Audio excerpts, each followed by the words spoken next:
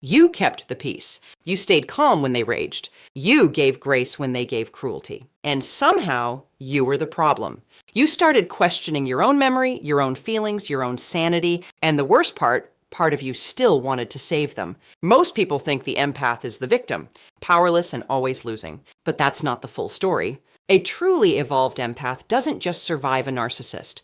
They quietly dismantle them, and the narcissist never sees it coming. Comment: I relate if someone ever mistook your kindness for weakness. I spend a lot of time studying narcissism, emotional intelligence, and human behavior. If you ever love deeply, being quietly manipulated, and are ready to understand your true power, subscribe to the channel and give this video a thumbs up if it resonates with you. There's a moment every empath knows. It's that moment when someone looks you dead in the eyes, someone you love, someone you've sacrificed for, and they make you feel like you are the problem. Like your sensitivity is a disorder, like your compassion is a character flaw, like the very things that make you who you are the reasons everything keeps going wrong. And in that moment, something quietly breaks inside you. Not dramatically, not loudly, just a slow, painful erosion of your own sense of self. That is shame projection, and narcissists are masters of it. Here's what you need to understand about how a narcissist operates at their core. Deep beneath the arrogance, the control, the cold indifference, there is a reservoir of shame so unbearable, so suffocating, that they've spent their entire lives building psychological armor against ever feeling it. They cannot sit with that shame. They cannot process it, own it, or heal it. So instead, they do something far more destructive. They export it. They take everything they cannot face about themselves, and they place it carefully and deliberately onto the people closest to them. And empaths are the perfect target, because an empath's first instinct when someone is in pain, even when that someone is hurting them, is to ask, what did I do wrong? How can I fix this? Maybe they're right. Maybe I am too sensitive. Maybe I do ask for too much. The empathan turns the narcissist's poison inward and begins to slowly destroy themselves, trying to become someone the narcissist could never be wounded by. But a super empath, a quieter, more powerful one, it's the moment they recognize the game for exactly what it is. Not with rage, not with a dramatic confrontation, just a deep settled internal clarity. Times changes everything. Because once an empath stops absorbing the projected shame, the narcissist loses their most essential psychological tool. The entire dynamic begins to collapse. A super empath doesn't fight back in the way a narcissist expects. They don't yell. They don't defend themselves obsessively. They don't write long messages explaining their feelings, hoping this time, finally, the narcissist will understand. Instead, they do something far more threatening to the narcissist system. They simply refuse to carry the weight. They hand it back, not with cruelty, but with an unshakable inner stillness that communicates something the narcissist cannot tolerate. I know who I am, and I know what this is. That stillness is devastating to a narcissist because their entire architecture depends on the other person's self-doubt. The moment you stop doubting yourself, the moment you stop apologizing for things that were never your fault, the moment you look at their narrative and say quietly, firmly, internally, no, you have removed the foundation. Their false self stands on. This is not aggression. This is not revenge. This is psychological sovereignty. And it is the first and most fundamental way a super empath begins to dismantle a narcissist. Not by attacking them, but by refusing to be the mirror that reflects their shame back as your own failure. The narcissist needs you confused. They need you guilty. They need you small, because a super empath who is clear, grounded, and shame-free is the one thing a narcissist's false self was never built to survive. And the most powerful sentence you will ever say, you may never even say it out loud, is simply this: that's yours, not mine, and I'm done holding it for you. There is something a narcissist cannot live without. Not love, not connection, not genuine intimacy, because they gave up on the real versions of those things a long time ago. What a narcissist cannot live without is reaction. Your tears, your explanations, your anger, your desperate attempts to make them understand. Your silence breaking at 2 a.m. with a message that starts with, I just need you to know how much this hurt me. And T. All of it, every single emotional response you give them is fuel. It is the supply that keeps their false self alive and functioning. And for years, without even realizing it, the empath has been the most generous supplier they have ever had. Because empaths feel everything. And when you feel everything, staying silent feels almost physically impossible. When someone you love distorts reality, when they twist your words, when they walk away cold and indifferent after making you feel worthless, every instinct in an empath's body screams to respond, to clarify, to reconnect, to fix. The empath confuses silence with abandonment, with coldness, with becoming the very thing the narcissist accused them of being uncaring, selfish, emotionally unavailable. So they speak.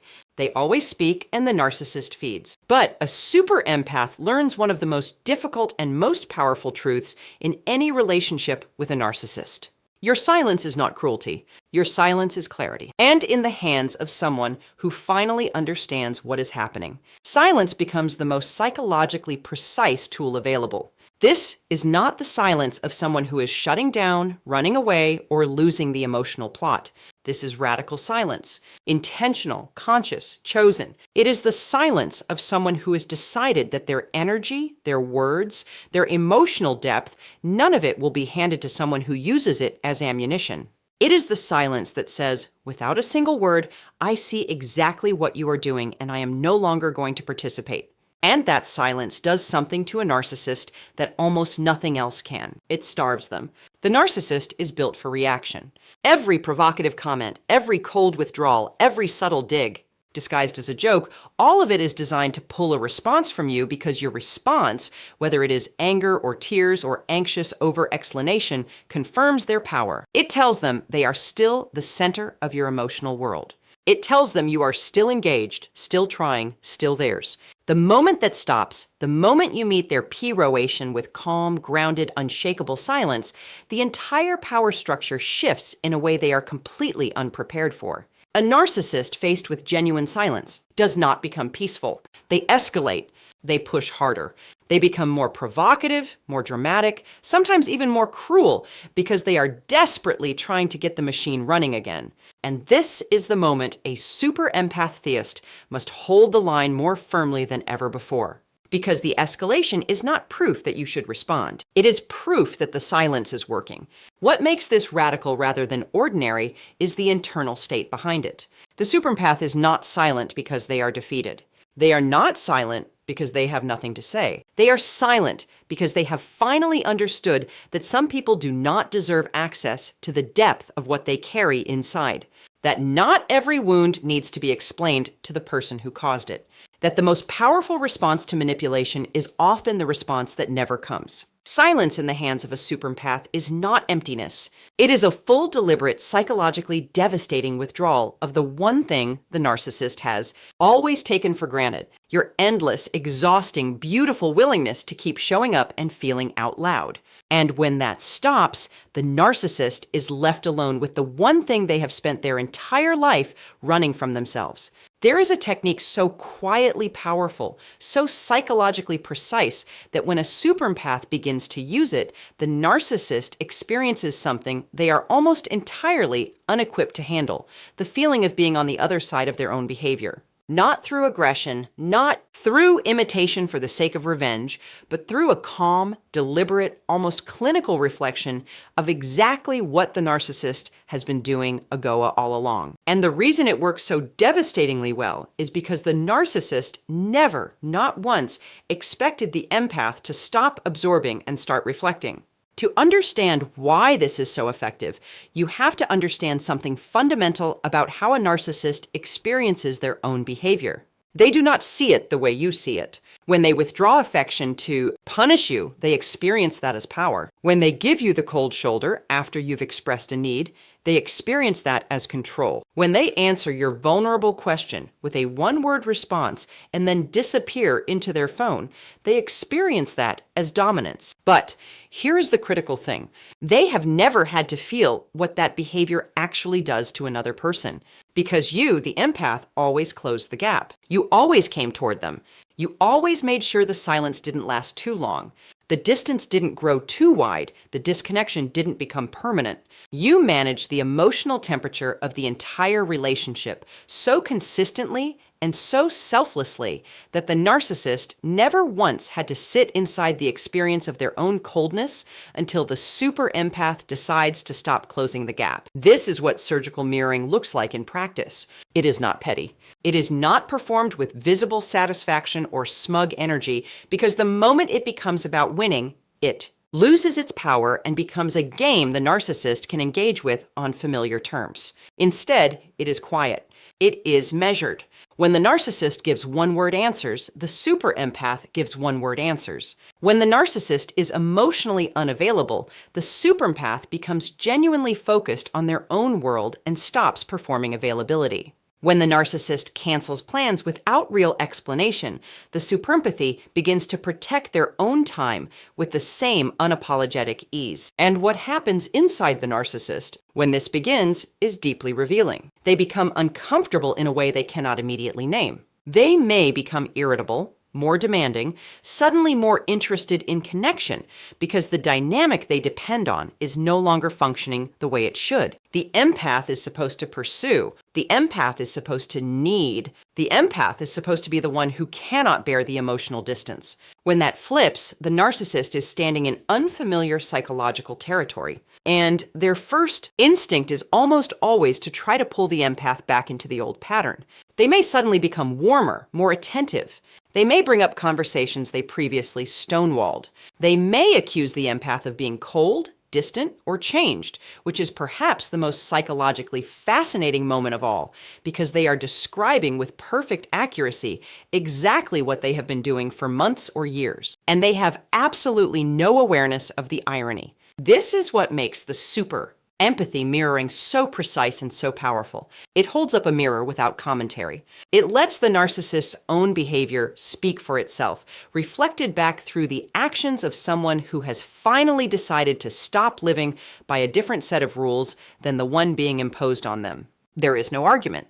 There is no accusation. There is simply an evening of the playing field that the narcissist never agreed to and cannot quite figure out how to protest, because every complaint they make about the empath's new behavior is a confession about their own. There is a moment that every narcissist dreads, even if they would never consciously admit it exists. It is not the moment you cry in front of them. It is not the moment you confront them with evidence of their behavior. It is not even the moment you tell them how deeply they have hurt you. Because all of those moments, painful as they are for you, still contain the one thing the narcissist needs most. They still contain your emotional investment. Your tears are supply. Your confrontation is supply. Your pain laid bare and honest and human is still proof that they matter to you. And as long as they matter to you, the narcissist has something to work with. The moment they truly dread, the moment that destabilizes their entire false self at the deepest level, is the moment the supply stops, not reduces, not fluctuates, stops completely without the dramatic exit they could use as content for their own narrative. Without the explosive confrontation, they could reframe as your instability. Without the tearful goodbye, they could show to others as evidence of how emotional and unreasonable you are. Just a quiet, total, permanent withdrawal of everything you have been pouring into them. Your attention, your admiration, your worry, your hope, your time, your energy, your love. This is what it means when a super empathy withdraws supply. And it is perhaps the most lethal thing they could do to a narcissist's psychological ecosystem. Not because it is designed to harm, but because it is designed to finally, completely, and irrevocably protect. To understand the full weight of this, you have to understand what narcissistic supply actually is and why it functions the way it does. A narcissist's sense of self is not internally generated. Unlike a psychologically healthy person who has a stable, grounded sense of identity that exists regardless of external feedback, a narcissist's self-image is almost entirely dependent on the reflections they receive from other people. They need to be admired, needed, feared, daisy, read, or even hated, because all of those responses confirm that they exist, that they have impact, that they are significant.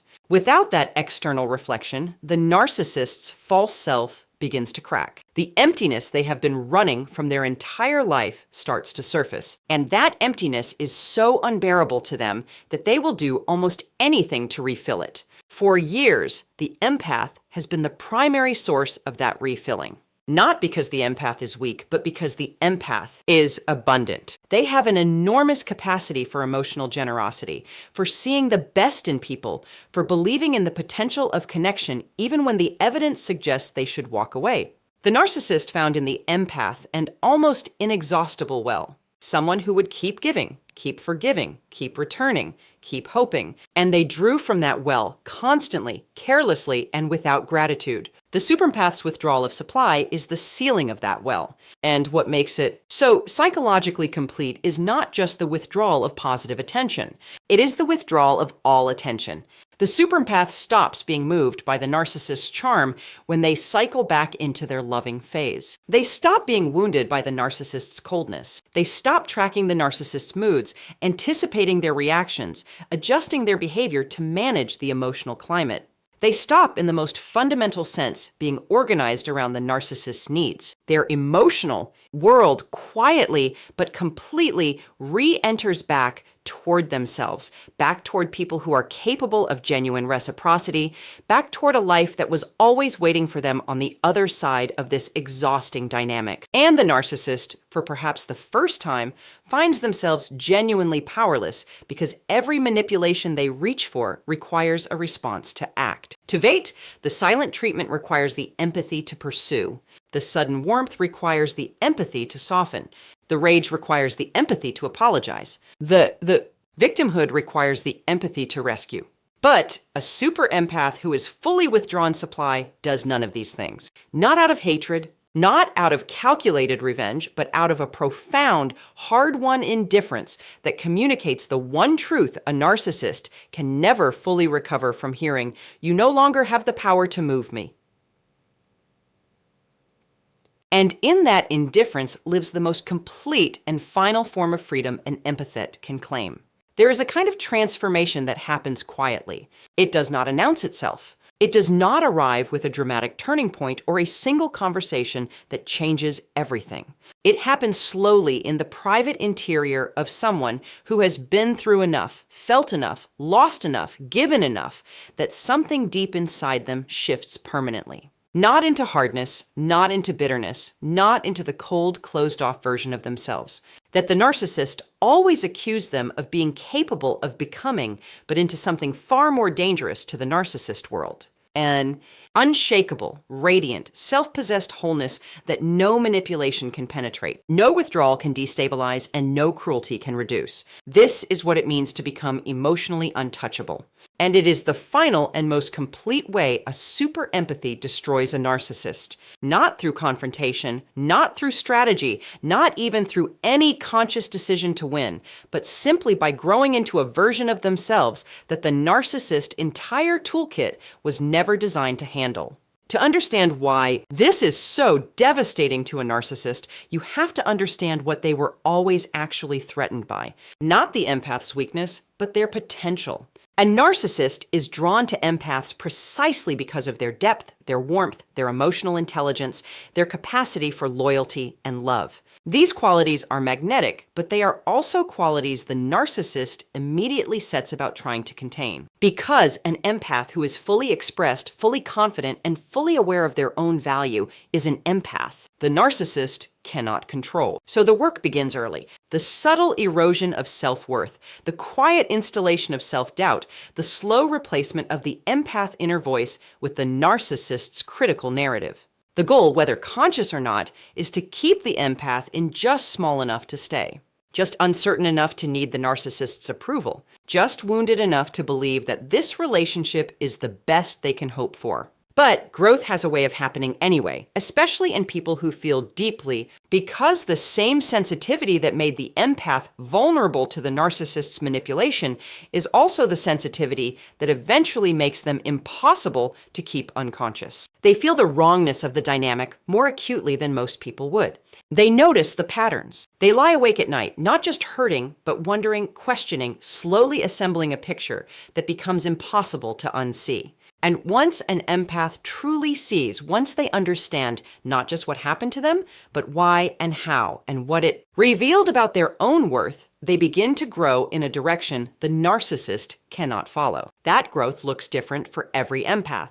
For some, it is therapy. finally having a space where their reality is reflected back accurately and without distortion. For some, it is the rediscovery of friendships and passions that were quietly suffocated during the relationship. For some, it is simply time. Time spent alone rebuilding a relationship with their own thoughts and feelings that is no longer filtered through the narcissist's judgment. But whatever form it takes, the result is the same. The empathetic begins to return to themselves. And with every step back toward their own center, the narcissist's hold weakens. Not because the empathy is fighting it, but because they are simply becoming too grounded, too clear, and too whole for it to grip anymore. This is what emotional untouchability actually is. It is not armor. It is not detachment. It is not the performance of not caring. It is the real, lived, embodied experience of knowing your own worth so completely that someone else's attempt to diminish it simply finds no purchase. The narcissist says something designed to wound, and it lands differently than it used to. Not because the empath has become cold, but because they are no longer organized around the narcissist's perception of them. The approval that once felt necessary now feels irrelevant. The disapproval that once felt devastating now feels like information about the person delivering it rather than a verdict on the person receiving it.